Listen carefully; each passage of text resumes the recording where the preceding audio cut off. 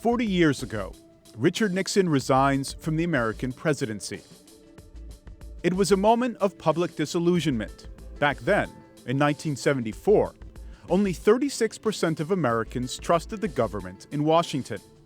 Just 2 years earlier, that number had been 53%. But even as Nixon left office, that was hardly the low point for Americans' trust in government.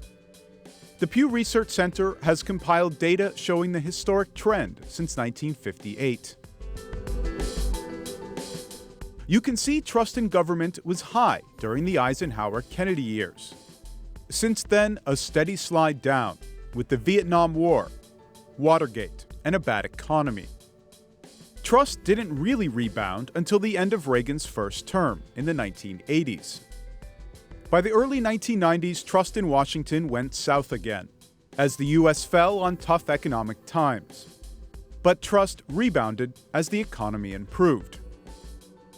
During the run-up to Bill Clinton's impeachment, the public's trust briefly fell to 24%. But the political drama wasn't profound enough to slow an upward trend. The most recent peak was just after the September 11th attacks, as the nation united together. But since then, it's all been pretty much downhill. In February, Pew Research found that only 24% of Americans trusted their government. If you'll recall, that's less than when Richard Nixon resigned from the presidency. David Botti, BBC News, Washington.